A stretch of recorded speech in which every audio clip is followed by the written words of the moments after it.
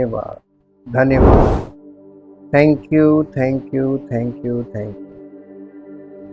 परमपिता परमेश्वर, हम आपका हृदय से धन्यवाद करते हैं आपके महान प्रेम और उस अनुग्रह के लिए, आपकी अद्भुत सामर्थ्य के लिए, अद्भुत प्रेम के लिए।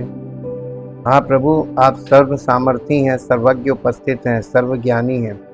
हम दिल से आपका धन्यवाद करते हैं आपके पवित्र वचनों के लिए, जो पवित्र आत्मा के द्वारा हमें प्रतिदिन प्राप्त होते हैं, ताकि हम आपके वचन के द्वारा प्रतिदिन आपके विचारों से प्रभु हमारे विचार परिवर्तित हों, हमारे अंदर आपके विचार आएँ। आपका वचन आपके विचारों को लेकर हमारे अंदर आता है, आपकी इच्छा और योजना को हमारे अंदर लाता है, ताकि प्रभु हम उस आपकी इच्छा को स्पष्टता से जानते हुए उन चीज़ों से अपने आप को अलग करें जो आपको पसंद नहीं है, और हम हमारा जीवन आप जैसा चाहते हैं हम उस जीवन को जीना शुरू करें।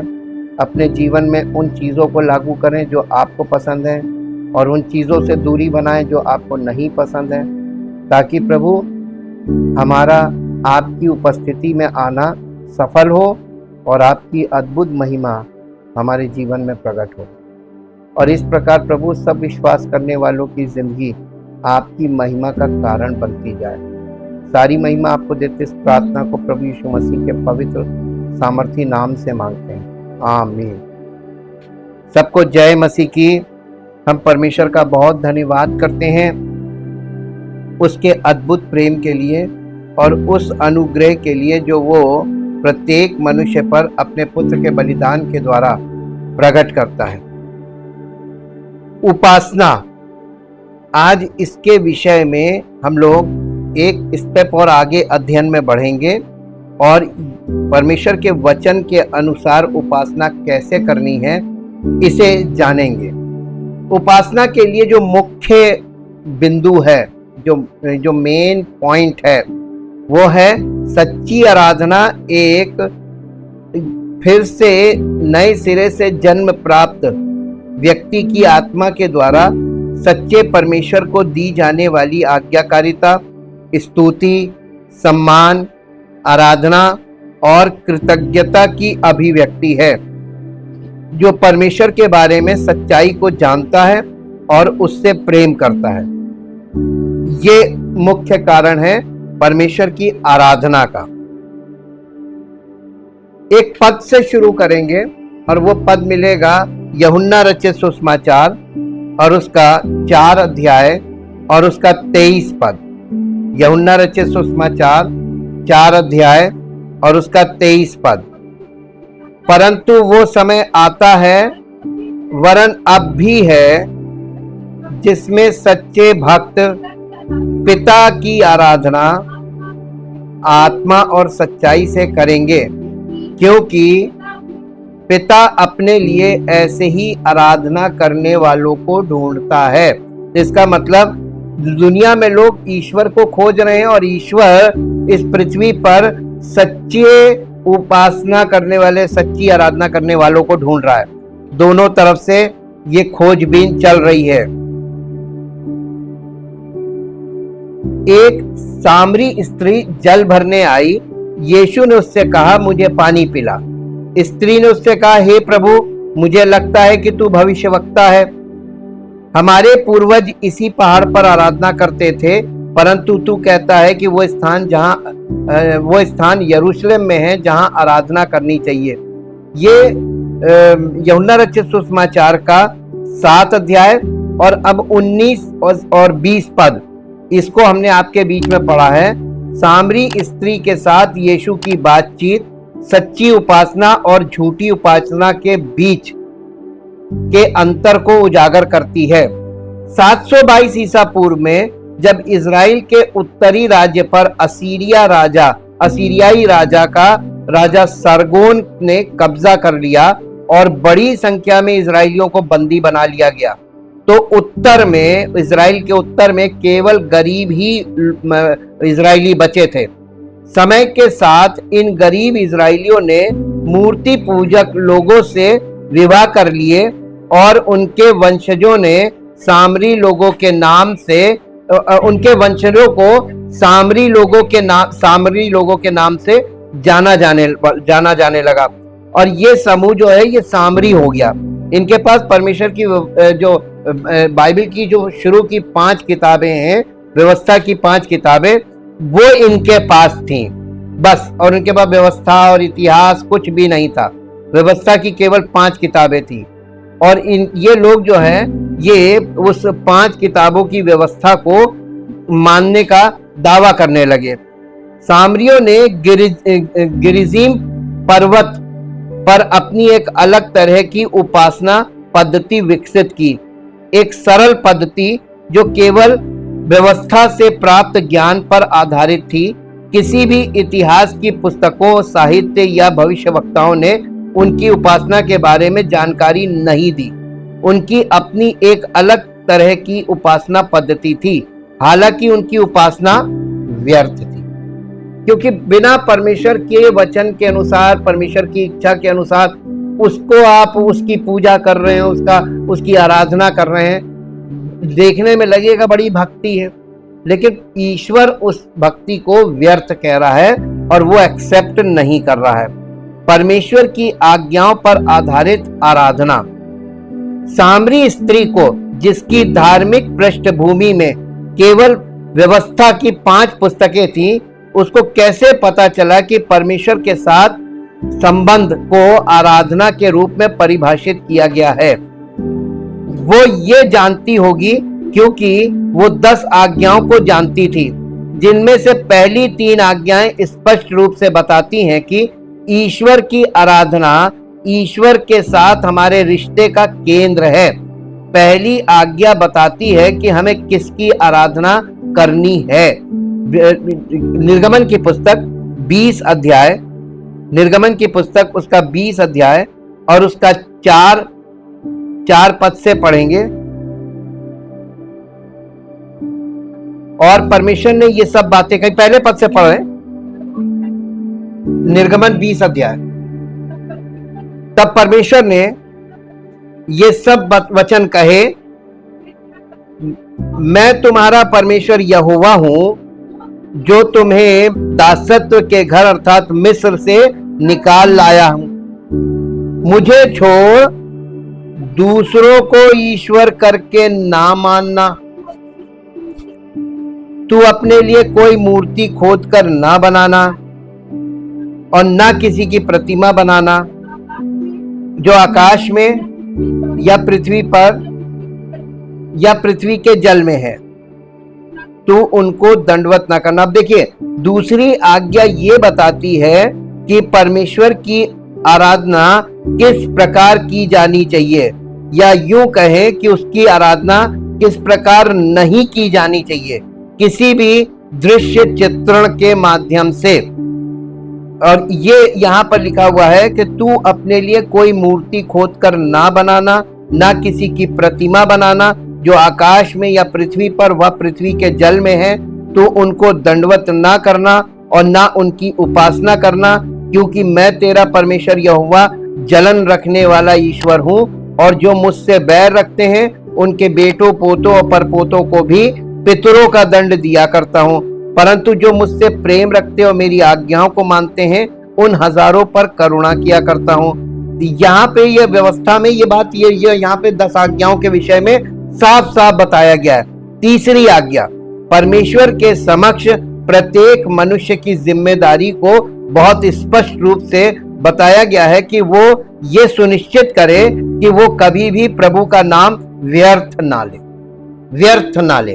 अभी हम आगे इसको समझेंगे व्यर्थ कैसे लेते हैं, और ये ना लेना है, इसको बिल्कुल कड़ाई से मना किया गया। कोई हुक्म नहीं मानता, सब व्यर्थ नाम लेते हैं। और ये उससे भी बड़ी गलती होती है कि आप बिना परमेश्वर को जाने, बिना परमेश्वर से रिश्ता कायम किए आप परमेश्वर के नाम का प्रयोग कर रहे हैं, और आप परमेश्वर के नाम को पुकार रहे हैं और वो सुनना पसंद नहीं करता, बल्कि और नाराज होता है। परमेश्वर के उसका नाम व्यर्थ बिल्कुल नहीं लेना चाहिए। सामरी लोग जो थे, सामरी उपासना करने वाले लोग शेमा प्रेयर, हमने आपको शेमा प्रेयर बताई थी ना, शेमा प्रेयर को भी अच्छी तरह जानते होंगे, जो पुराने नियम के यहूदियों के लिए विश्वास का केंद्रीय कथन है। और वो आपको मिलता है व्यवस्था विवरण की पुस्तक, उसके 6 अध्याय में। व्यवस्था विवरण 6 अध्याय, उसका 4, 5 और 6 पद। यहाँ पे लिखा हुआ है, हे इज़राइल सुन, यहोवा हमारा परमेश्वर है, यहोवा एक ही है। तू अपने परमेश्वर यहोवा से अपने सारे मन और सारे प्राण और सारी शक्ति के साथ प्रेम रखना, और ये आज्ञाएं जो मैं आज तुझको सुनाता हूं वे तेरे मन में बनी रहें। ये यहाँ पर ये शेमा प्रेयर थी, और ये सामरी लोगों को ये भी मान, क्योंकि उनके पास व्यवस्था की 5 किताबें थीं, और इसके द्वारा वो पंच ग्रंथ, जिसे व्यवस्था की 5 किताबें जो बाइबल की शुरू की 5 पुस्तकें हैं, इनको पंच ग्रंथ बोला गया है, व्यवस्था की पुस्तक बोला गया है। सच्ची उपासना के महत्व और स्वरूप के बारे में इन पुस्तकों में स्पष्टता से बताया गया है। नकारात्मक पक्ष ये है कि प्रभु का नाम व्यर्थ ना लें, अन्यथा आप निर्दोष नहीं ठहरेंगे। सकारात्मक पक्ष ये है कि अपने प्रभु परमेश्वर से अपने पूरे हृदय, प्राण और शक्ति से प्रेम करें। इसलिए ये स्त्री, जो सामरी स्त्री है, ये जानती थी कि परमेश्वर के साथ संबंध इस बात पर निर्भर करता है कि व्यक्ति ईश्वरीय सत्ता को किस प्रकार समझता है। परमेश्वर के साथ आपका संबंध होना अत्यंत अनिवार्य है, वरना आपसे वो बिल्कुल आपकी एक नहीं सुनेगा। परमेश्वर, देखिए, ये मत सोचिए परमेश्वर को दिखाई नहीं देता, ये मत सोचिए परमेश्वर को सुनाई नहीं देता, ये मत सोचिए कि उसकी समझ में नहीं आता, सब कुछ आता है। लेकिन परमेश्वर अपनी बात पे अडिग है कि मेरा वचन जानो, पहले मुझे जानो, मेरे स्वभाव को जानो, और जो मैं नहीं पसंद करता हूं अपने जीवन से अलग करो, और जो मैं जैसा चाहता हूं वैसा करो, तब मैं तुम्हारी सुनूंगा। तुम मेरी सुनो, तब मैं तुम्हारी सुनूंगा। व्यर्थ आराधना, सामरियों ने सच्ची उपासना को विकृत कर दिया था। जैसा कि यीशु ने उस स्त्री से कहा था, तुम जिसे नहीं जानते उसकी आराधना करते हो, हम जिसे जानते हैं उसकी आराधना करते हैं, क्योंकि उद्धार यहूदियों में से है। ये यूहन्ना रचित सुसमाचार का 4 अध्याय का 22 पद हमने आप पढ़ा। फिर भी यहूदी भी परमेश्वर की आज्ञाओं का पालन करने में विफल रहे। यहूदी भी परमेश्वर की आज्ञाओं का पालन करने में विफल रहे, और अक्सर ऐसे तरीकों से उपासना की यहूदियों ने जिससे उनकी उपासना व्यर्थ हो गई। तो यहूदियों की भी व्यर्थ हो गई। उन्होंने भी बार बार रिपीटेडली, यानी ये स्वभाव दिखाया गया है, ह्यूमन नेचर, कि वो अपने जिस संस्कृति में वो जाता है वो उस संस्कृति में रंग जाता है, उनके रंगों में रंग जाता है। और परमेश्वर कहता, मेरे लोग चाहे कहीं चले जाएं, वो अलग चमके। जहां 1000 लोग एक से हों, मेरा बंदा अलग, लोग उसे देखें। ये पॉइंट ऑफ अट्रैक्शन होता है, जिससे परमेश्वर की महिमा होती है। नाम की निंदा करना, ये पद पढ़ेंगे लेव्य व्यवस्था 24 अध्याय, और उसका 15 और 16 पद पढ़ेंगे। लेव्य व्यवस्था 24 अध्याय और उसका 15 और 16 पद। यहां लिखा हुआ है, और इजराइलियों से कह कि जो कोई अपने परमेश्वर को कोसे वो अपने पाप का भार उठाएगा। जो कोई यहोवा के नाम की निंदा करे वो निश्चय मार डाला जाए। सारी मंडली के लोग उसे पत्थरवाह करें, चाहे वो देशी हो या विदेशी। यदि कोई यहोवा के नाम की निंदा करे तो उसे मार डाला जाए। कितना हार्ड रूल था। ये हार्ड रूल इसलिए था क्योंकि परमेश्वर माफ नहीं करता। जैसा मैंने आपको पहले बताया था, अगर यीशु मसीह ने हमारी जगह बलिदान देकर हमें छुटकारा ना दिलाया होता तो माफी नहीं है। माफी आज भी नहीं, परमेश्वर कभी नहीं बदलता, आज भी माफी नहीं है। प्रभु का नाम व्यर्थ में दुरुपयोग करने का एक तरीका है उसके नाम की निंदा करना। इसका अर्थ है ईश्वर पर किसी भी बुराई, किसी भी अज्ञानता, किसी भी अक्षमता, किसी भी नपुंसकता या किसी भी ऐसी चीज का आरोप लगाना जो उसके वास्तविक स्वरूप से कमतर हो।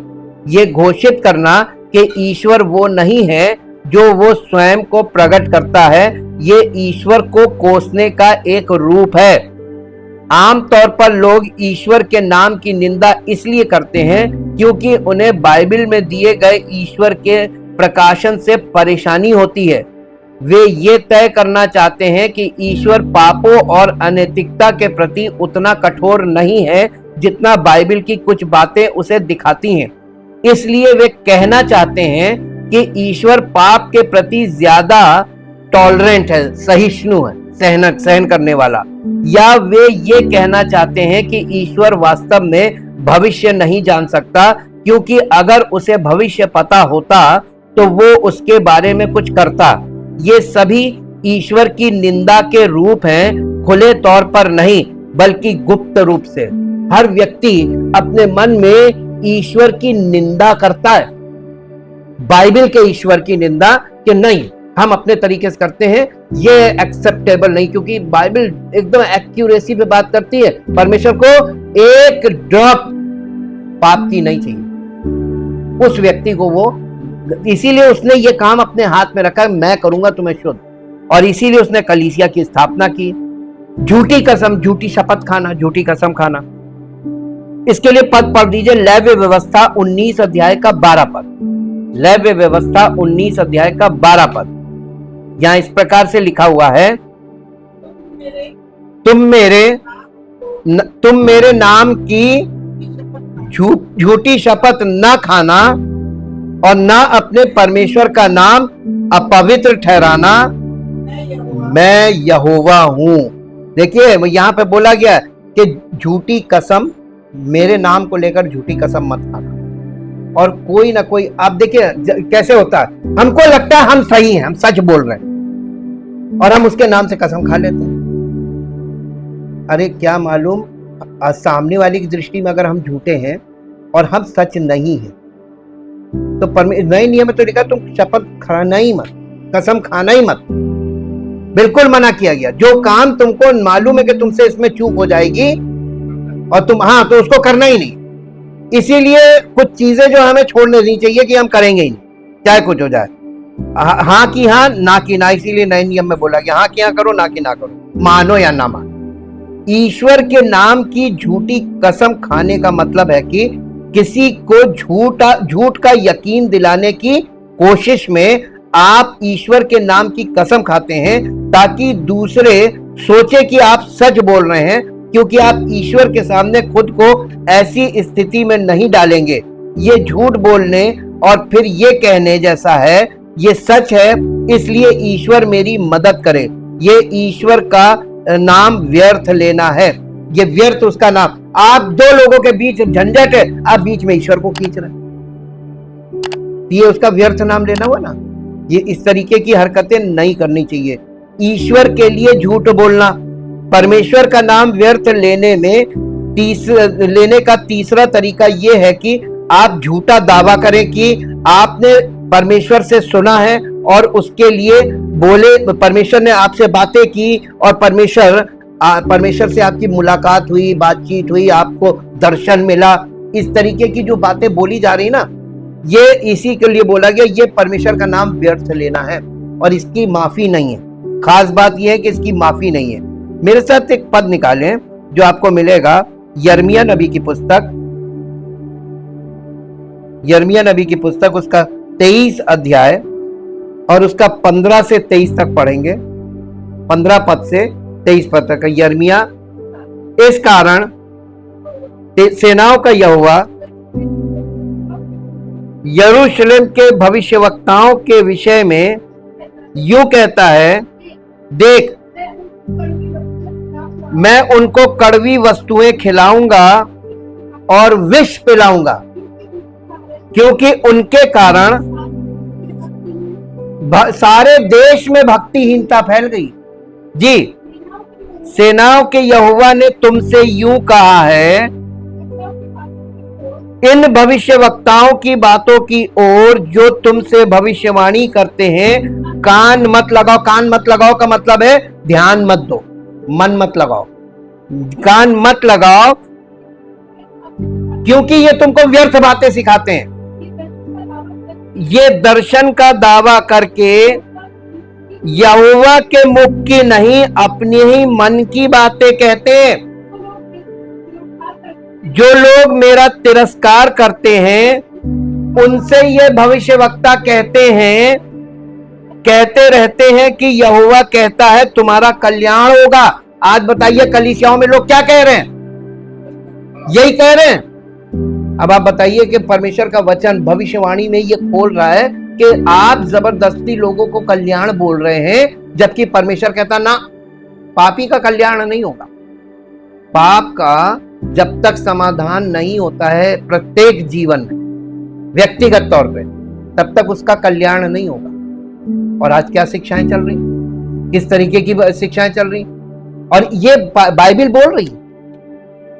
क्योंकि लोग परमेश्वर के वचन से अनभिज्ञ हैं, इसलिए लोग इनमें फंस जाते हैं। कल्याण होगा, और जितने लोग अपने ही अपनी हट पर यानी अपनी जिद पर चलते हैं, उनसे ये कहते हैं तुम पर कोई विपत्ति नहीं पड़ेगी। लोग अपनी मर्जी से जीवन जी रहे हैं और उनको सेवक बोल रहे हैं अरे परमेश्वर तुम पर अनुग्रह करेगा, कुछ नहीं होगा, कुछ नहीं होगा, हम प्रार्थना करेंगे। ये देखिए भविष्यवाणी में लिखा हुआ है ना, और इसीलिए परमेश्वर इनके खिलाफ है। इस तरीके के जितने सेवक हैं, ये झूठे सेवक हैं, इनके खिलाफ है। 18वां पद, भला कौन यहोवा की गुप्त सभा में खड़ा होकर उसका वचन सुनने और समझने पाया है, या किसने ध्यान देकर मेरा वचन सुना है? देखो यहोवा की जलजलाहट का प्रचंड बवंडर और आंधी चलने लगी है, और उसका झोंका दुष्टों के सिर पर जोर से लगेगा। जब तक यहोवा अपना काम और अपनी युक्तियों को पूरी ना कर चुके, तब तक उसका क्रोध शांत ना होगा। अंत के दिनों में तुम इस बात को भली भांति समझ पाओगे। आज के युग में अब लोगों को समझ में आने लगेगा, जब सब फंस गए चारों तरफ से। और अब धीरे धीरे आप सब जगहों पर जाकर देखिए, धोखा खा लीजिए आप 10, 20, 30, 40, 50 साल तक धोखा खाने के बाद तब आपको ये समझ में आएगा कि नहीं, सब व्यर्थ है, लेकिन सच्चाई कहीं ना कहीं होगी। तब आप सच ढूंढने निकलेंगे, वरना आप बगल में ही जाएंगे। अरे हम तो यहीं चले जाते हैं, हम तो पास में चले जाते हैं, सच नहीं ढूंढ रहे। वो बस वहां जाना पसंद करे परंपरा में, यहाँ चलता रहा यहीं पर चले जाएंगे। 21वां पद, ये भविष्यवक्ता बिना मेरे भेजे दौड़ जाते हैं और बिना मेरे कुछ कहे भविष्यवाणी करने लगते हैं। 22 पद है, यदि ये मेरी शिक्षा में स्थिर रहते तो मेरी प्रजा के लोगों को मेरे वचन सुनाते और वे अपनी बुरी चाल और कामों से फिर जाते। यहोवा की ये वाणी है, क्या मैं ऐसा परमेश्वर हूं जो दूर नहीं निकट ही रहता हूं? ये देखिए यहां पर सब बातें खोल के बताई गई हैं, किस तरीके से चल रहा है। और परमेश्वर कह रहा है कि नहीं, ये वचन नहीं सिखा रहे, ना ये खुद शिक्षित है वचन में, और ना ये लोगों को शिक्षित कर रहे हैं। ये लोगों के मन की बातें करके उनको फुसला रहे हैं और उनसे झूठ बोल रहे हैं। इसीलिए नए नियम में लिखा है कि हर एक व्यक्ति अपने पड़ोसी से सच बोले, और वो सत्य हार्ड है।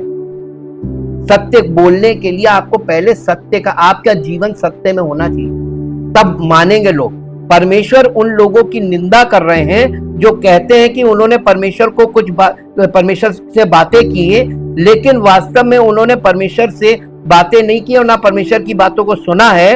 वे एक शांतिपूर्ण संदेश दे रहे हैं, लेकिन उस संदेश के आपत्तिजनक हिस्से को हटा दे रहे हैं। बाइबल में से हर हार्ड पार्ट को हटा के और जो अच्छी बातें हैं, आशीष की बातें, वो बोलते हैं और उसका कंडीशन हटा देते हैं। यह है प्रचार, और ये बात परमेश्वर खुद बोल रहा है अपने वचन के द्वारा कि वो लोगों से सच्चाई को छिपा कर बात कर रहे हैं। ऐसा ना हो कि लोग भाग जाए।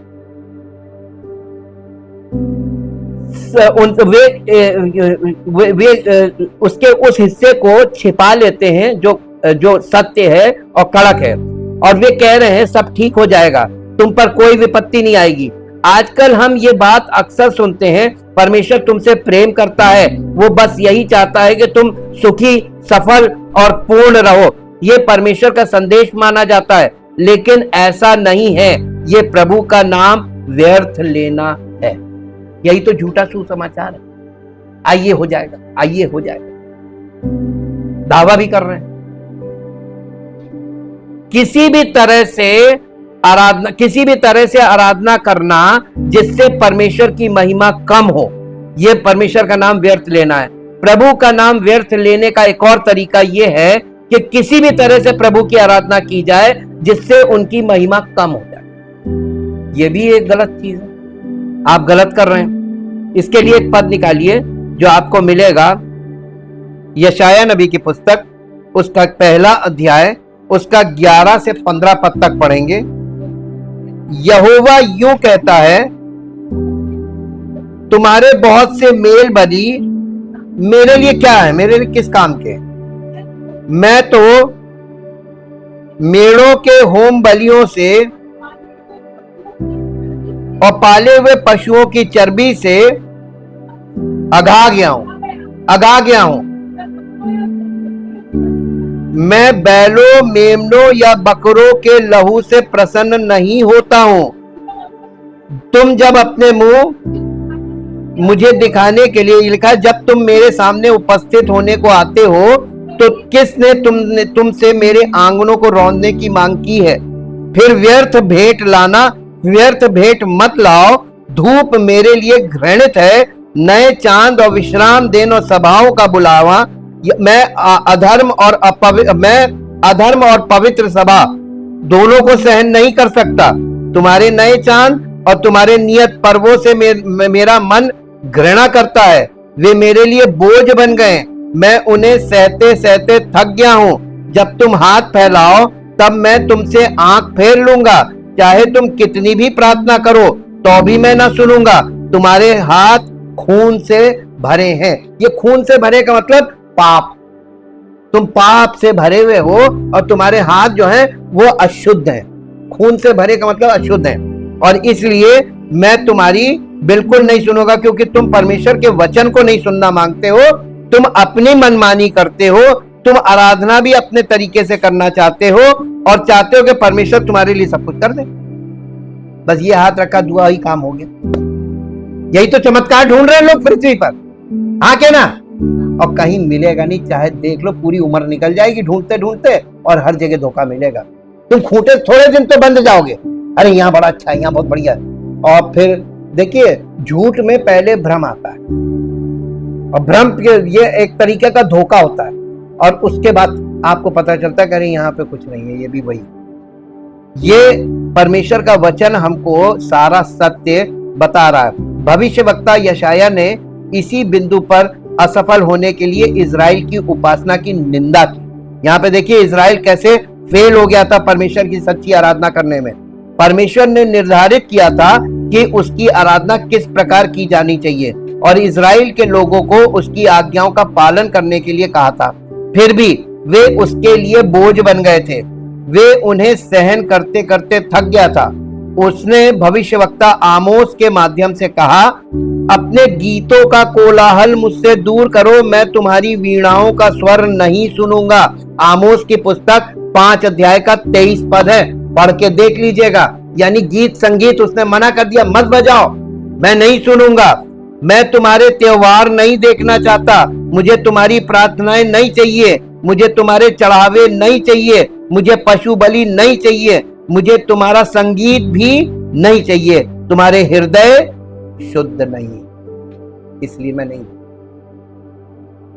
और लोग क्या कर रहे हैं? तो परमेश्वर तो एक्सेप्ट नहीं कर रहा, वो कौन ले रहा, कहां जा रहा सब? अब समझ में आ रहा ना? नेम फेम मनी, सब लोग इस फील्ड में कूदे हुए, नेम फेम मनी, सच्चाई कहीं नहीं।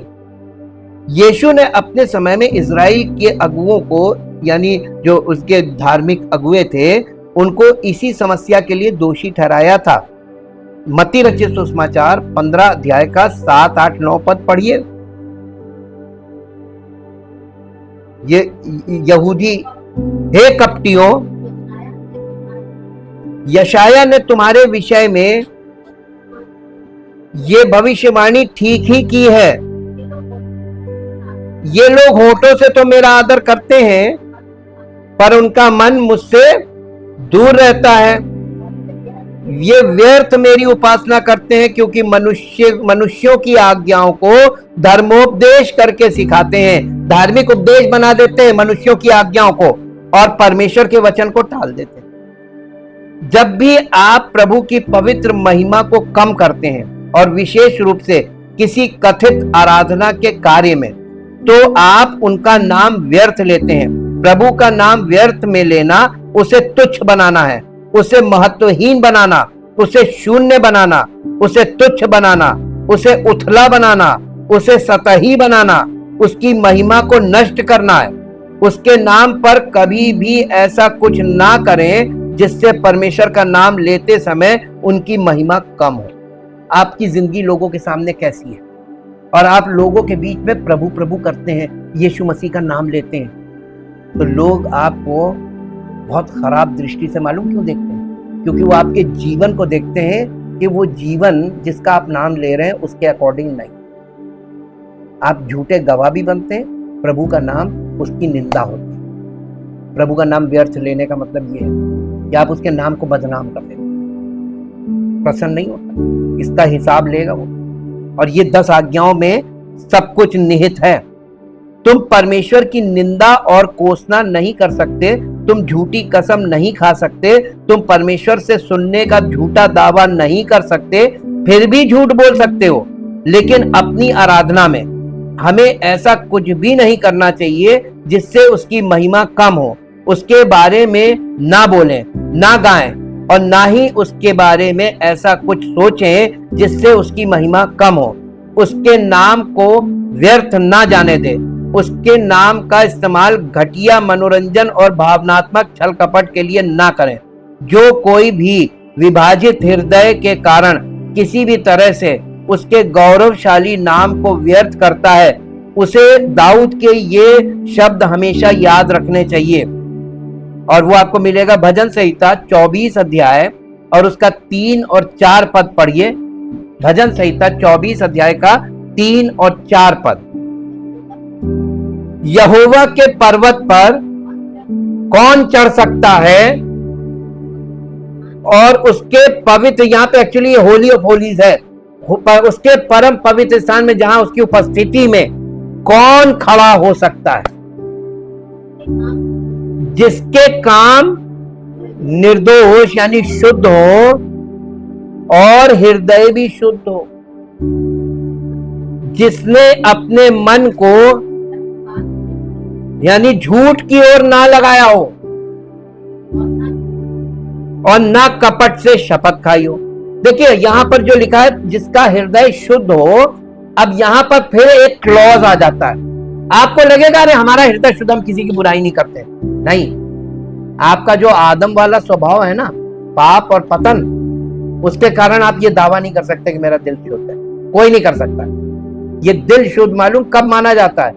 जब कोई बॉर्न अगेन हो जाता है और ये कलीसिया में वो आत्मिक रूप से परिपक्व होता है और पवित्र आत्मा के फल उसके जीवन में प्रकट होते हैं। इसका मतलब इसका हृदय शुद्ध है, प्रमाण होता है। ऐसे नहीं कि मान लिया, ये वो सवाल नहीं लगा रहे कि हमने मान लिया, यह एक्सपेक्टर नहीं है। अगर आप पवित्र पर्वत में प्रवेश करना और आराधना करना चाहते हैं तो आपके हाथ साफ और हृदय पवित्र होना चाहिए, और अगर ऐसा नहीं है तो आप गंभीर खतरे में हैं। यह कहना सही होगा कि परमेश्वर के लोगों की आराधना से बढ़कर महिमा में कुछ भी नहीं, और झूठी आराधना से ज्यादा खतरनाक कुछ भी नहीं। हर कोई जो परमेश्वर के पवित्र नाम को तुच्छ, खोखला या कमजोर बनाता है, वो व्यर्थ आराधना करता है। हर कोई जो बिना नहाए और पवित्र हुए, बिना साफ हाथों और शुद्ध हृदय के केवल बाहरी आराधना करता है, उसने प्रभु का नाम व्यर्थ लिया है और वो निर्दोष नहीं ठहरेगा। यहाँ पे जितनी बात नहाने की बात की है, ये नए जन्म के स्नान की, ये वही चीज है, बॉर्न अगेन होने की बात कर रहा है, उस पूरे प्रोसेस की बात कर रहा है जिसमें बॉर्न अगेन का प्रोसेस है। उसके बिना परमेश्वर हमको शुद्ध करता है, उसका वचन पवित्र आत्मा के द्वारा हमें शुद्ध करता है। बाकी और कोई शुद्धिकरण का तरीका नहीं है। और लोग मालूम शारीरिक स्नान करके आ जाते हैं, और कहते हैं हम तो नहा के आए, हाथ धो के आए। वो ये भौतिक जल की बात करते हैं। ये शारीरिक लोग हैं और शारीरिक क्रियाएं करते हैं, लेकिन जो नई वाचा के अंतर्गत सब कुछ आत्मिक है, शारीरिक नहीं है। इसलिए समर्पण, पश्चाताप और समर्पण यही आरंभ है नई वाचा में। परमेश्वर के बारे में ये समृद्ध, गहन और संपूर्ण सत्य आज दुखद रूप से लुप्त है। हम अपने प्रभु का नाम व्यर्थ में लेते हैं जब हम उनके बारे में कम सोचते हैं, जब हम उनके बारे में कम जानते हैं, जब हम उनसे कम प्रेम करते हैं, तो हम उनका नाम व्यर्थ लेते हैं। कलीसिया के इतिहास ने औपचारिक उपासना को भ्रष्ट कर दिया है, जिससे परमेश्वर के उस प्रेम से वंचित हो गए हैं जिसके वे हकदार थे। समकालीन कलीसिया ने अपनी अक्सर अनौपचारिक उपासना के द्वारा प्रभु के नाम का व्यर्थ में उपयोग किया। दोनों ही व्यर्थ उपासनाएं हैं। आज ये हालत हो गई कलीसियाओं की, व्यर्थ उपासना का समाधान। फिर भी परमेश्वर व्यर्थ उपासना के लिए भी समाधान प्रदान करता है। मेरे साथ पद निकालें जो आपको मिलेगा यशाया नबी की पुस्तक का 1 अध्याय और उसके 15 से 20 पद पढ़ेंगे। 15 से 20। जब तुम मेरी ओर हाथ फैलाओ तब मैं तुमसे मुख फेर लूंगा। तुम कितनी भी प्रार्थना क्यों ना करो तो भी मैं तुम्हारी नहीं सुनूंगा, क्योंकि तुम्हारे हाथ खून से भरे हैं। अपने को धोकर, ये बॉर्न अगेन की बात कर रहा है जी, मेरी आंखों के सामने से अपने बुरे कामों को दूर करो। ये देखिए पश्चाताप के लिए बोल रहा है जी। भविष्य में बुराई करना छोड़ दो, ये भी पश्चाताप का भाग है। भलाई करना सीखो, यत्न से न्याय करो, है? उपद्रवियों को सुधारो, अनाथ का न्याय चुकाओ, विधवा का मुकदमा लड़ो। यहोवा कहता है आओ हम, यहां प्लूरल है। आपको कलीसिया में सबको क्यों बुलाया है? वो ये इनविटेशन ये कि आओ हम आपस में डिस्कशन करें पाप को लेकर और उसके समाधान को लेकर। सुसमाचार के द्वारा यही तो परमेश्वर कर रहा है। आओ हम आपस में वाद विवाद करें। तुम्हारे पाप चाहे लाल रंग के हो तो भी, कब? जब आप कलीसिया में आके परमेश्वर के वचन में, परमेश्वर की उपस्थिति में परमेश्वर के वचन का सामना करेंगे ना, तो आपके पाप, आप परिवर्तित हो जाएंगे। आपके पाप जो है वो मिट जाएंगे। उसकी जगह वो लिखा हिम की नाई श्वेत हो जाएंगे। और चाहे वो अर्गुआनी रंग के हो तो भी वो ऊन के समान श्वेत हो जाएंगे। ये शुद्धिकरण की बात की जा रही है। अगर आपके हाथ खून से सने यानी पाप के कारण, तो उन्हें धोने की जरूरत है। आपको उद्धार की जरूरत है। क्षमा ना पाने वाले पापी उपासना नहीं कर सकते। वे ऐसे परमेश्वर की उपासना नहीं कर सकते जिसे वे ना जानते हो और ना ही प्रेम करते हो, जिससे कोई संबंध ही नहीं। परमेश्वर के साथ पहला काम तो संबंध है ना। परंतु परमेश्वर का धन्यवाद हो कि यीशु भ्रष्ट उपासना को क्षमा करने के लिए मर गया। ये देखिए पुराने नियम में कौन सी आराधना चल रही थी? झूठी आराधना, भ्रष्ट आराधना, व्यर्थ की आराधना चल रही थी। यीशु मसीह उन आराधकों के लिए मर गया। आज पूरी दुनिया में जोरों पे चल रही है और यीशु मसीह उन्हीं के लिए मरा है। और लोग वही चीजें लेकर खड़े हुए against the word of God, और बहुत मजबूती से लेके खड़े। सुसमाचार एक्सेप्टेबल नहीं है तो परमेश्वर को भी कोई कंडीशन दूसरी है, यही है, माफी तभी मिलेगी। इसका ये है तुम्हारा, ये क्षमा का बलिदान मेरा इकलौता पुत्र प्रभु यीशु मसीह है। इसके अलावा मैं किसी की सुनूंगा नहीं। दोनों तरफ से खींचातानी है। मध्यस्थता के लिए परमेश्वर ने कलीसिया की स्थापना की। इसीलिए यीशु मसीह हमारा मध्यस्थ बना कि मसीह की देह, आत्मिक देह में हमको आत्मिक तौर पर परिवर्तित करके परमेश्वर के पुत्र और पुत्री बनाए जाते हैं हम, ताकि हम परमेश्वर के बच्चों के रूप में परमेश्वर हमें प्रकट करे, दुनिया के सामने डेमोन्स्ट्रेशन हो कि ये है परमेश्वर के बच्चे और ये मैं चाहता हूं। डेमोन्स्ट्रेशन हो ही नहीं पा रहा क्योंकि तैयार कोई हो ही नहीं रहा, लोग एक्सेप्टेबल, परमेश्वर का वचन एक्सेप्टेबल नहीं हो रहा। परंतु परमेश्वर का धन्यवाद हो कि यीशु भ्रष्ट उपासना को क्षमा करने के लिए मर गया। मसीह के लहू के द्वारा पापियों को क्षमा किया जा सकता है, परमेश्वर की संगति में लाया जा सकता है और परमेश्वर की आज्ञा के अनुसार उसकी आराधना के लिए पुनः पुनर्जीवित किया जा सकता है, रेजरेक्शन। इसीलिए रेजरेक्शन के बाद हम वर्शिपर बनते हैं। इससे पहले हम वर्शिपर नहीं है, हम फॉल्स वर्शिपर हैं। परमेश्वर हमारी वर्शिप एक्सेप्ट नहीं करता फिजिकल लोगों की। ये चीज समझाना बहुत कठिन है।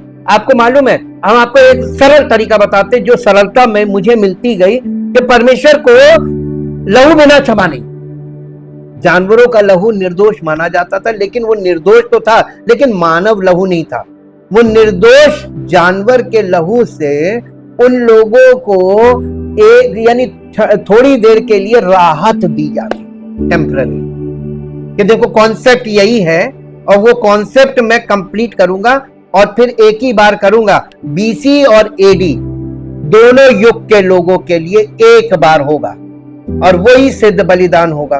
और आप देखिए कैलेंडर में जाकर देख लीजिए, मिला लीजिए बीसी और एडी के बीच में यीशु मसीह का डेथ, बरियल और रेजरेक्शन हो गया। परमेश्वर ने अपना काम कर दिया।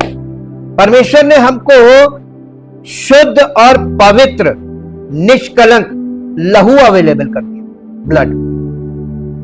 इसके बिना पवित्र स्थान, परम पवित्र स्थान में महायाजक नहीं जा सकता था। तो हम लोगों को अब हमारा महायाजक अपना काम करके चला गया, ऑफिस में बैठा है, अब हम लोगों को याजक बना दिया उसने। अब हम सीधे परम पवित्र स्थान में जाने, पर्दा तो फट गया है ना। देखिए कितनी ग्रेट एंट्री हमारी कराई गई और हमें लहू अवेलेबल कर दिया गया। उसके बाद भी अब ये वचन इसके बिना और परमेश्वर की योजना इसके बिना जो पार्ट पूरी होती है, उसके बिना आप वहां प्रवेश नहीं। क्योंकि जाने से पहले के संस्कार क्या है? शुद्धिकरण।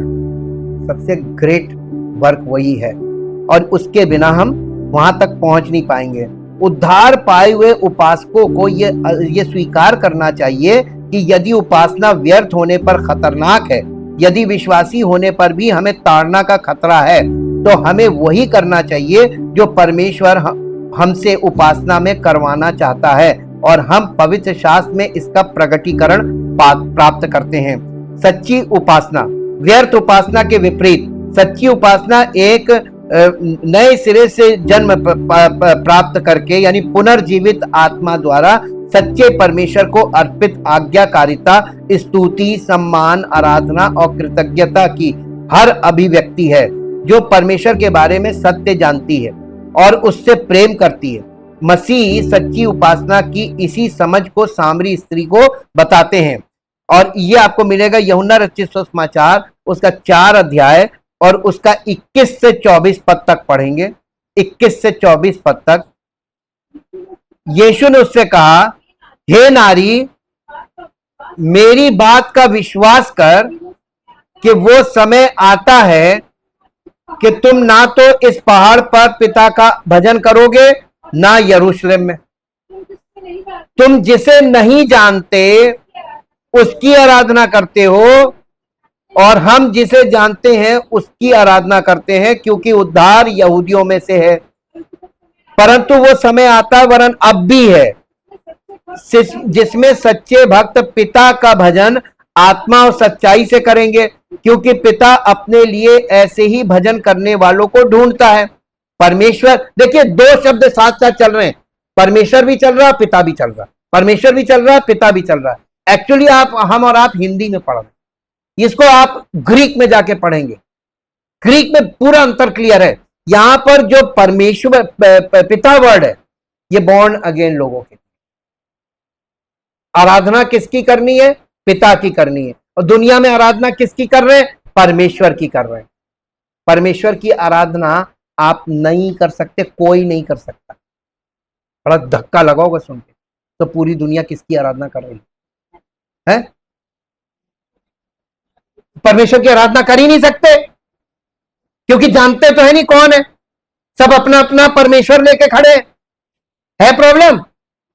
तो ये तो भ्रम है, सब भ्रमित है भाई, सबका अपना अपना परमेश्वर है। तो ये तो ऐसा भयानक भ्रम है, डिल्यूजन कह लीजिए, कि इसी में सब फंस गए। ये तो सैटेनिक हो गया। परमेश्वर बॉर्न अगेन करा के एक व्यक्ति को अपनी सत्यता उस पर प्रकट कर देता है, और अपनी उपस्थिति के द्वारा अपनी आत्मा को उसके हृदय में दे देता है, ताकि उसकी आत्मा हमारी आत्मा के साथ मिलकर ये गवाही दे कि वो हमारा पिता है। ये रोमियो में लिखा हुआ है कि देखिए, मैं सब निकाल के देख लीजिए, 1 मिनट लगेगा और आपको यह पता चल जाएगा बॉर्न अगेन होना क्यों जरूरी है। और यहीं से आपकी सच्ची आराधना आपके जीवन में लागू हो जाती है, शुरू हो जाती है। और इसके बिना आप शारीरिक हैं और आप परमेश्वर नाम की एक कल्पना में सब कुछ कर रहे हैं। वो एक कल्पना है। यहां 8 अध्याय, रोमियो 8 अध्याय और उसके 16 पद में लिखा है, आत्मा आप ही हमारी आत्मा के साथ, यानी पवित्र आत्मा, परमेश्वर की आत्मा आप ही हमारी आत्मा के साथ गवाही देता है कि हम परमेश्वर की संतान हैं, और यदि संतान है तो वारिस भी, वरन परमेश्वर के वारिस और मसीह के संगी वारिस। तो यीशु मसीह के द्वारा हम परमेश्वर के संतान बनते हैं, बॉर्न अगेन, और उसकी परमेश्वर की आत्मा हमारी आत्मा में ये गवाही दे देती है कि तुम परमेश्वर के बच्चे होगे। ऐसे लोगों को फिर भ्रमित नहीं होना चाहिए। आप आ गए अपने बाप के पास और उसके लिए वो पिता बन जाता है, और पिता बनने का मतलब तो फिर आप दुनिया के मालिक के बच्चे। तो आपकी जिंदगी उसकी महिमा को प्रकट करने वाली हो, उसका नाम नीचे नहीं होना चाहिए, क्योंकि उसके बच्चे इस दुनिया में सबसे फर्क होने चाहिए। क्योंकि परंतु वो समय आता, वरन अब भी है, जिसमें सच्चे भक्त पिता का भजन, या पिता की बात की जा रही, आत्मा और सच्चाई से करेंगे। तो देखिए, ये जो पिता की आराधना करनी है वो भी आत्मा और सच्चाई से। यीशु मसीह ने एक बहुत बड़ा सत्य खोला है, क्योंकि पिता अपने लिए ऐसे ही भजन करने वालों को ढूंढता है। परमेश्वर आत्मा है और अवश्य है कि उसके भजन करने वाले आत्मा और सच्चाई से भजन करें। यह है सच्ची आराधना। कितने लोग कर रहे होंगे? दुर्लभ है। सच्ची उपासना का स्रोत, सबसे पहले यीशु सच्ची उपासना के स्रोत के बारे में स्पष्ट करते हैं। स्वयं परमेश्वर है स्रोत, पिता ही उपासना के रचयिता और प्रवर्तक है। यही सबका सार है। यूहन्ना रचित सुसमाचार 6 अध्याय उसके 44 पद में यीशु ने कहा, कोई मेरे पास नहीं आ सकता जब तक कि पिता जिसने मुझे भेजा है उसे खींच ना ले। तो यीशु मसीह के पास लोग क्यों नहीं आ रहे हैं? उसका एक कारण यह है, पिता ही तो ला रहा खींच के। तो आप लोगों को कौन लाया? है ना, दुनिया का ईश्वर परमेश्वर है वो, लेकिन आपका क्या बन गया? पिता, जो आपको घसीट के ले आया मसीह की देह में, ये पिता है। और इसीलिए 6 अध्याय के 44 पद में यीशु मसीह ने यह बात बोली, ईश्वर और सुसमाचार से संबंधित सभी सत्यों का आधार यही है। ईश्वर एक पिता है, अर्थात ईश्वर सदैव अन्य व्यक्तियों के साथ प्रेम के संबंध में रहता है। सच्चा ईश्वर प्रेम कर सकता है, क्योंकि सच्चा ईश्वर एक में 3 व्यक्तियों का समावेश करता है। किसी एक ईश्वर में प्रेम का गुण नहीं हो सकता जो सदैव केवल स्वयं के साथ ही रहता हो। इसलिए बहुत से लोग इन बातों को, परमेश्वर के प्रेम को कभी नहीं समझ पाते हैं। हमारा परमेश्वर है जो सबसे पहले और सबसे बढ़कर एक पिता है, एक ऐसा पिता जो अपने पुत्र से प्रेम करता है और उसका पुत्र उससे प्रेम करता है।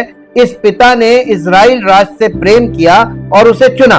ये पिता प्रेम के कारण अपने शाश्वत परिवार को चुनता रहता है। सच्चा परमेश्वर हर दूसरे झूठे देवता से अलग है।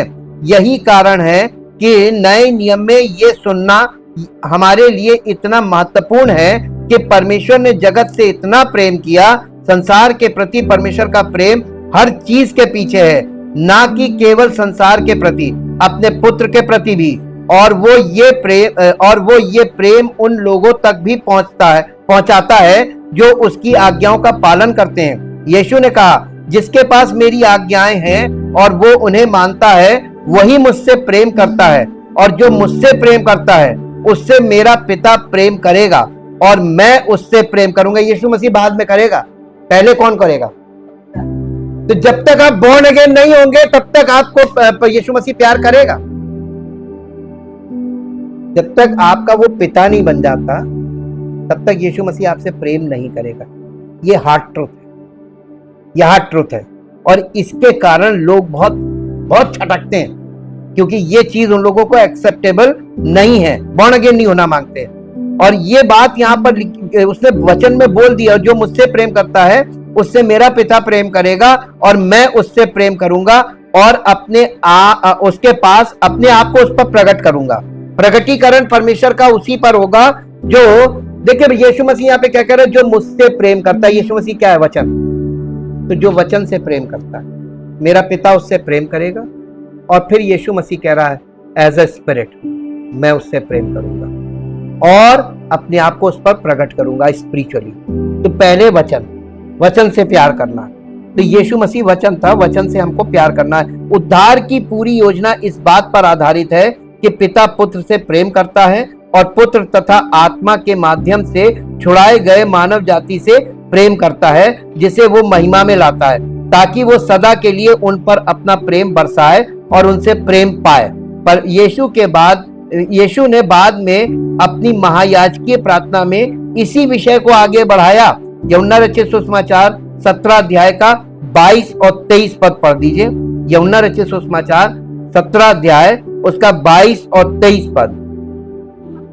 वो महिमा जो तूने मुझे दी, मैंने उन्हें दी है कि वे वैसे ही एक हो। ये चेलों के लिए बोल रहा है कि वे वैसे ही एक हो जैसे कि हम, का मतलब पिता पुत्र पवित्र आत्मा है, कि वैसे ही चेलों के लिए बोल रहा है कि वैसे ही वे भी एक हो, मैं उनमें और तू मुझ में, और वे सिद्ध होकर एक हो जाएं, जिससे संसार जाने के तू ही ने मुझे भेजा, और जैसा तूने मुझसे प्रेम रखा वैसे ही मैंने उनसे प्रेम रखा। तो यहाँ पे यीशु मसीह ने इसमें एक दो पदों के अंदर सारा सार बोल दिया।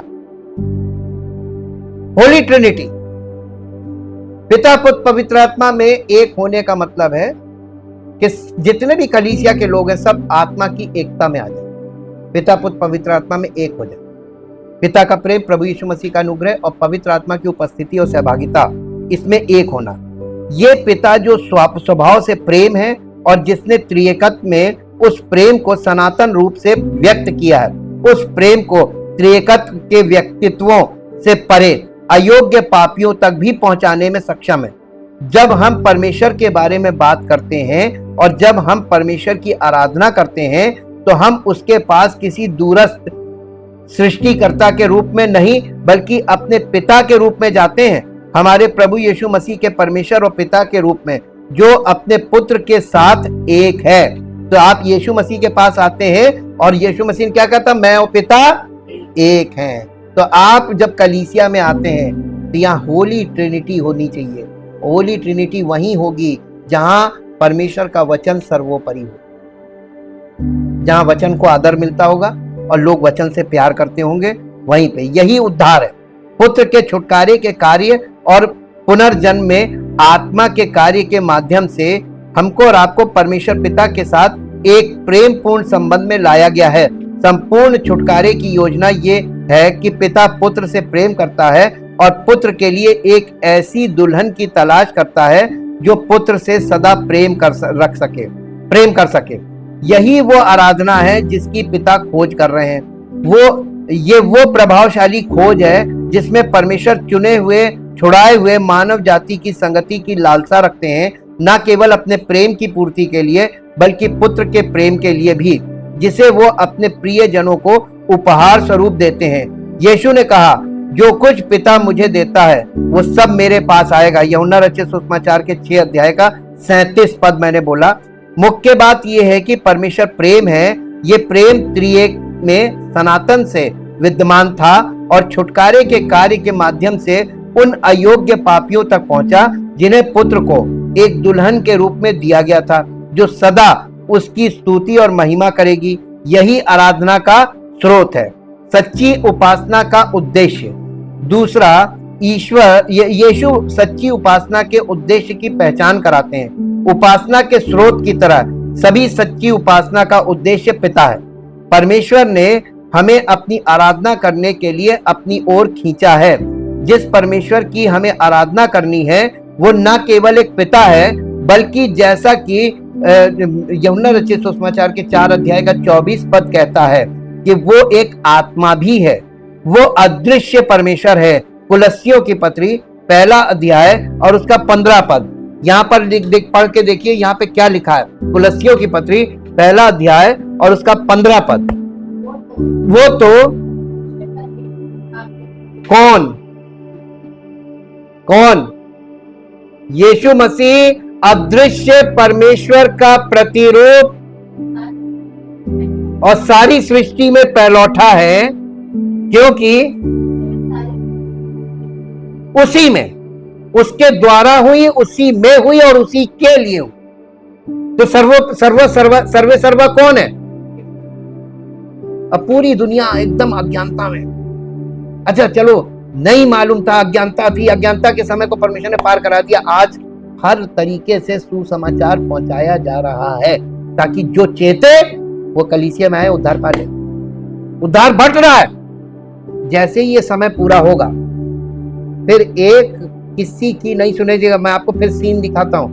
नूह के जल प्रलय के समय, जब नूह जहाज बना रहा था, अनुग्रह का समय था, और वो जहाज बनाते बनाते वो लोगों को सुसमाचार सुना रहा था, ये होने वाला, ये होने वाला, ये होने वाला। और जिस दिन समय पूरा हुआ, नूह ने और सब लोगों ने जब प्रवेश किया, द्वार किसने बंद किया था? कहां से बंद किया था? बाहर से। खुलता नहीं है। फिर लोग चिल्लाते रहे, सब नष्ट हो गए, एक नहीं बचा। सेम चीज फिर रिपीट होने जा रही है। हिस्ट्री रिपीट्स इटसेल्फ, इतिहास दोहराता है। और ये देखिए, वचन के द्वारा आप देख लीजिए, जो वहां पे हुआ था उत्पत्ति में, अब फिर वही होने जा रहा है प्रकाशित वाक्य। नई सृष्टि आ रही है और इसके लिए अभी आपको अवसर है। मनुष्य के भौतिक स्वभाव के विपरीत यूहन्ना रचित सुसमाचार 1 अध्याय उसका 18 पद पढ़िए। 1 अध्याय 18 पद। परमेश्वर को किसी ने कभी नहीं देखा, एकलौता पुत्र जो पिता की गोद में है, उसी ने उसे प्रकट किया। यीशु मसीह परमेश्वर को प्रकट किया है और दुनिया में किसी ने परमेश्वर को नहीं, क्योंकि कोई कर ही नहीं सकता। एसेंस ऑफ गॉड है, वो परमेश्वर में से ही निकलकर आ रहा है। और इसी के साथ साथ देखिए, हम यहाँ पर एक आपको बहुत बारीक चीज बताते हैं जो उत्पत्ति में ही छिपी हुई है। आप जब वहां पे देखते हैं तो जब पाप हुआ, फल तोड़ा किसने था? स्त्री ने, हवा ने, और खाया भी था और आदम को भी खिलाया था। परमेश्वर ने दोष किसको लगाया? आदम को। वहां पे देखिएगा, ये एक भेद है, इसीलिए मैं अभी उसको आपके दिमाग में से ये डाल रहा हूं। आप ये देखिए, तो आप ये देखेंगे कलीसिया भी एक स्त्री है। पहले आदम की पत्नी हवा थी और ये यीशु मसीह की दुल्हन, अंतिम आदम।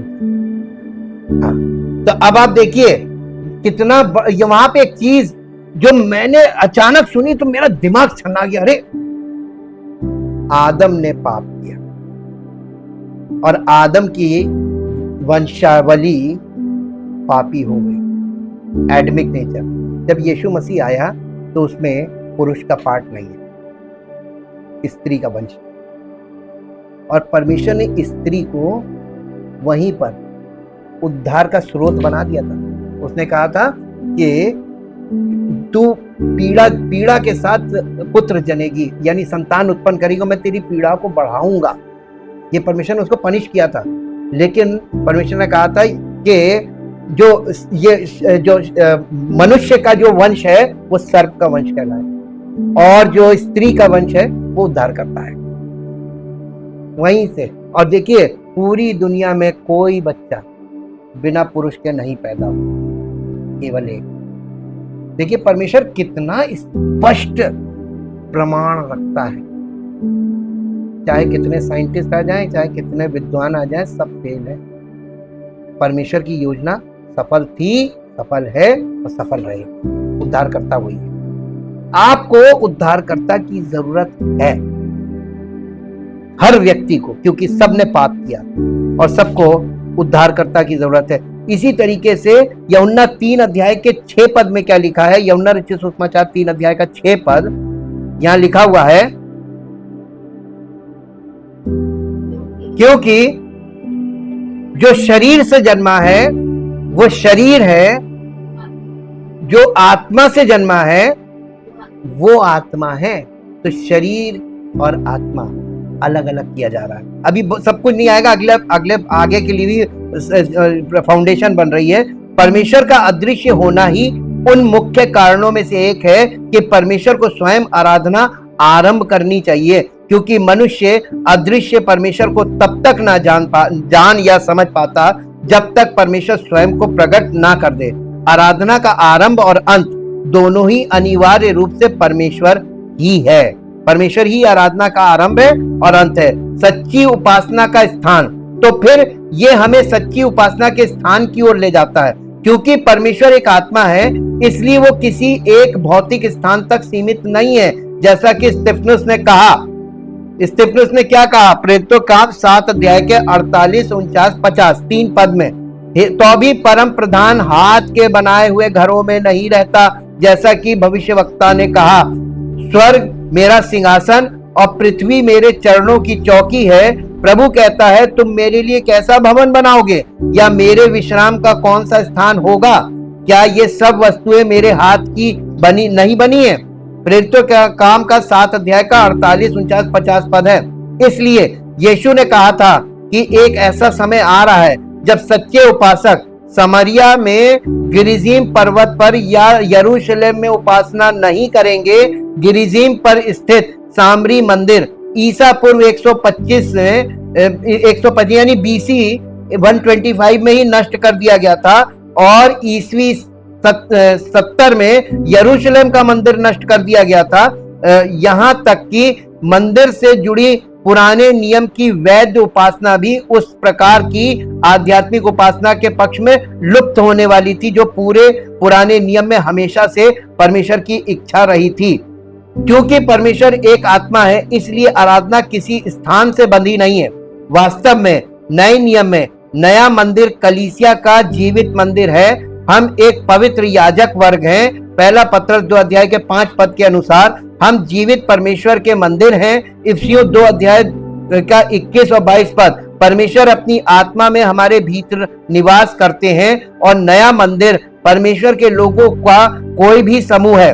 जब हम एक साथ आते हैं तो हम सच्चे नए वाचा के मंदिर का निर्माण करते हैं। तो जब हम कलेक्ट होते हैं तो हम परमेश्वर का मंदिर बनते हैं, और यही वो बना रहा आत्मा में सच्ची उपासना का स्वरूप। अंत में यीशु आराधना की प्रकृति को आत्मा और सच्चाई के रूप में परिभाषित करते हैं।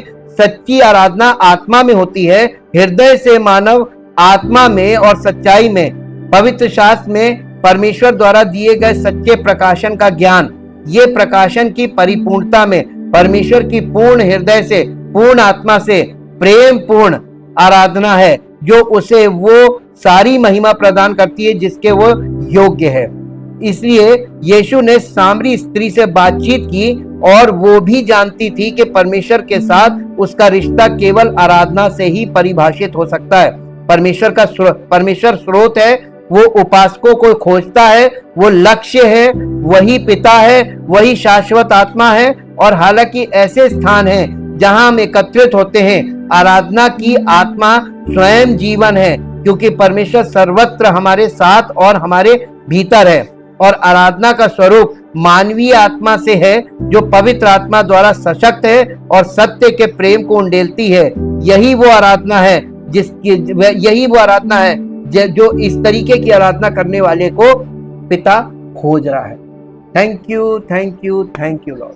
सच्चे जीवित महान सामर्थी परमेश्वर, उस बड़े महान प्रेम और उस अनुग्रह के लिए प्रभु आपका दिल से धन्यवाद करते हैं। आपने हम सब पर अनुग्रह बनाए रखा है। हाँ प्रभु, सारा आदर सारी महिमा आपको मिले। आपका वचन हमारे मन की तमाम भ्रमित करने वाली चीजों से हमें शुद्ध करे और हमें उस सत्य को जो आपके वचन के द्वारा हमारे हृदय में जाता है, उस सत्य को हमारे अंदर स्थापित करें, ताकि हम पवित्र आत्मा का, हमारी देह पवित्र आत्मा का मंदिर हो और आपकी महिमा हमारे जैसे हमारे शरीरों से, हमारे जीवनों से और हमारे परिवारों से हो सके और सारी महिमा आपको मिले। इस प्रार्थना को यीशु मसीह के पवित्र नाम से मांगते हैं, आमीन। हम आपको ये भी बताना चाहते हैं कि आज 100वां भाग है। ये सीरीज तो कंप्लीट हो गई है और अगली सीरीज मंडे से हम शुरू करेंगे, लेकिन इधर जो है कल से हम लोग